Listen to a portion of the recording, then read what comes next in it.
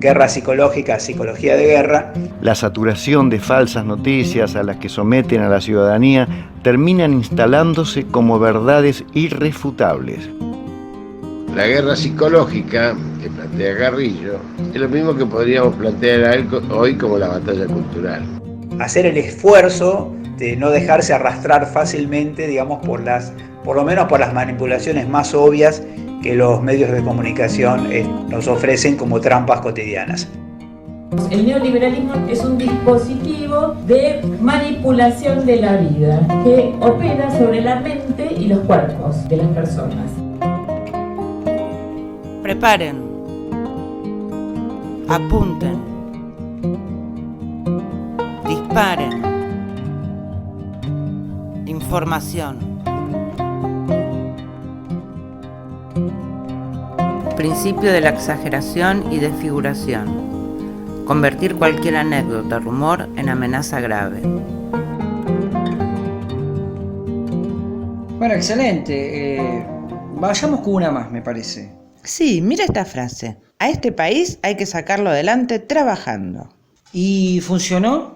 Desde ya. Sentí durante un instante que era la dueña de miles de hectáreas de soja, que les gritaba a mis peones, varios de esos menores de edad, y con los pulmones llenos de glifosato, para que trabajen más y más rápido. Hasta me dieron ganas de pegarles con un látigo. Opa.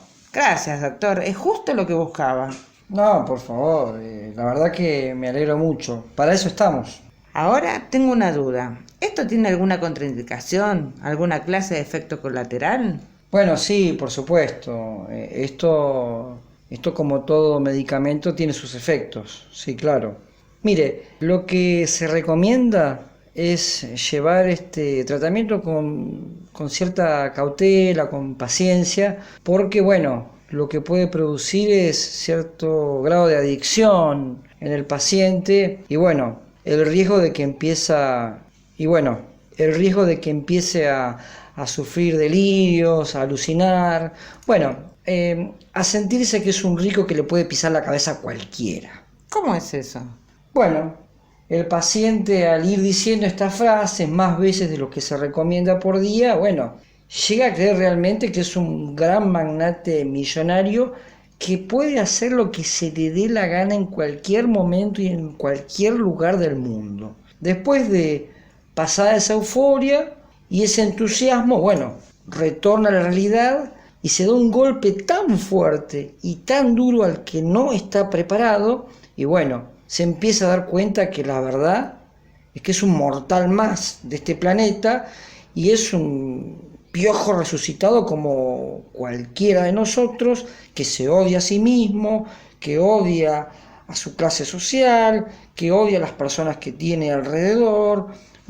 Hubo casos incluso de personas que quedaron absolutamente tildadas y desesperadas con esto. ¿Tildadas? Y sí, hemos tenido un montón de casos de trabajadores muy humildes, que terminaron hablando como si fuesen sus propios patrones. Imagínense, un simple empleado pidiendo que se flexibilicen sus leyes laborales, que lo protegen, pidiendo que esto va a facilitar la llegada de inversiones extranjeras, o un trabajador textil pidiendo que se abran las importaciones para que el mercado se vuelva más dinámico y creativo. Una locura, pedir cosas en contra de sí mismo.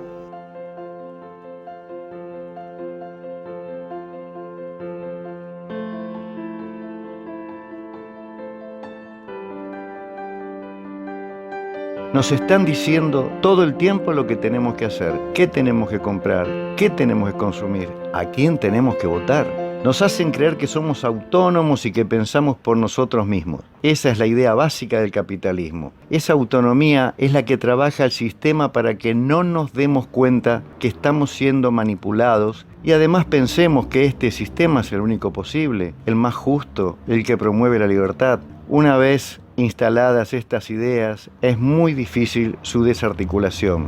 Quedó a la vista estos últimos años, más que nunca, en nuestro país, cómo sectores medios y populares tomaron la defensa de los intereses de poderosas corporaciones como propios, enajenando sus propios derechos y generando un odio inconmensurable para los que piensan y sienten de otra manera. Es lamentable y doloroso ver cómo esto ocurre por falta de una buena educación e información veraz. La saturación de falsas noticias a las que someten a la ciudadanía terminan instalándose como verdades irrefutables.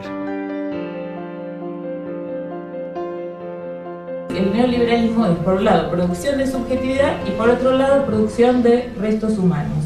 Por ejemplo, son los que, entre comillas, no sirven, porque no producen. Por ejemplo, los viejos, por ejemplo, los discapacitados, por ejemplo, los expulsados de los países, ¿no? Migrantes. Es un dispositivo que no es un señor malo que mueve los hilos, sino es un dispositivo que incluye discursos, que incluye la ciencia, que incluye los medios de comunicación, ¿no? Es un dispositivo de manipulación de la vida que opera sobre la mente y los cuerpos de las personas. Es Álvaro García Linera, que utilizó la categoría, digamos, la conquista del sentido común. Y de alguna manera me parece que este es justamente el tema de los medios de comunicación, que nos dicen habitualmente, algunos autores dicen, los medios de comunicación no nos pueden obligar a pensar como ellos, pero sí, digamos, sobre lo que ellos quieren, es decir, lo que se llama efecto de agenda, de tal manera que vamos a estar discutiendo, digamos, seguramente el día de hoy, esta semana, en un bar, en una oficina, en un lugar de trabajo o en una universidad, lo que salió en el diario de hoy, digamos, y esto estructura de alguna manera la agenda de la sociedad, y hoy quien controla la agenda de la sociedad ha pasado a ser, digamos, verdaderamente un campo de batalla. Principio de la silenciación. Acallar las cuestiones sobre las que no se tiene argumentos y disimular las noticias que favorecen al adversario con la ayuda de medios de comunicación afines. La guerra psicológica que plantea Carrillo es lo mismo que podríamos plantear hoy como la batalla cultural. Una batalla cultural entre el coloniaje y el patriotismo, una batalla cultural entre el individualismo y la solidaridad, una batalla cultural entre dos modelos, uno de inclusión y otro de exclusión, y una batalla que tiene permanencia en el tiempo porque no se agota nunca. Esa batalla nadie la puede dar por ganada porque es una guerra continua, es una guerra de imposiciones con avances y retrocesos. Si no pensemos que hace pocos años atrás, hace 4 años atrás, la Argentina había logrado construir lo que Perón llamaba la idea del continentalismo a través del UNASUR, conformando el bloque regional de la patria grande de nuestros padres fundadores. Ese UNASUR y la CELAC de Centroamérica fueron quienes cumplieron el postergado sueño de Bolívar de convocar al Congreso Anfictiónico, que lo hizo en 1820, y en donde le pidió a Santander que no convoque a Estados Unidos y a Canadá, que al final fueron convocados por Santander, y obviamente fracasó el Congreso Latinoamericano.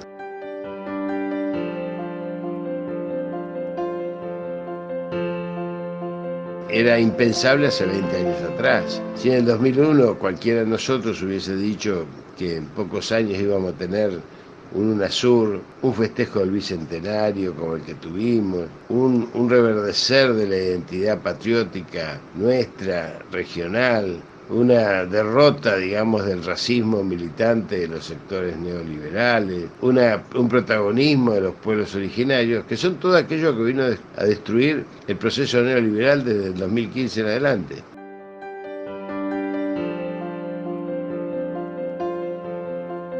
¿Qué no pudo hacer el proceso neoliberal? Derrotarnos en la guerra psicológica. Por esa razón, al no derrotarnos en esa guerra que intentó encarar, una guerra que tuvo como ejes la destrucción de 70 años de memoria colectiva, una guerra que tuvo como eje la persecución de los líderes políticos, desde Cristina hasta el último preso político de los 74 que existen hoy en la Argentina en democracia, una guerra que tuvo como eje el desmantelamiento de la soberanía nacional, no pudo ser culminada porque no pudo ser lograda esa batalla cultural que se propuso el neoliberalismo. La memoria colectiva del pueblo resistió, y en la primera vuelta, con una injundia maravillosa, el peronismo en paz y en democracia logró desplazar a este régimen corrupto y saqueador.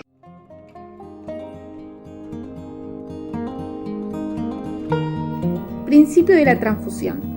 Se trata de difundir argumentos que puedan arraigarse en actitudes negativas, en complejos de odios y prejuicios tradicionales existentes en un pueblo o sociedad.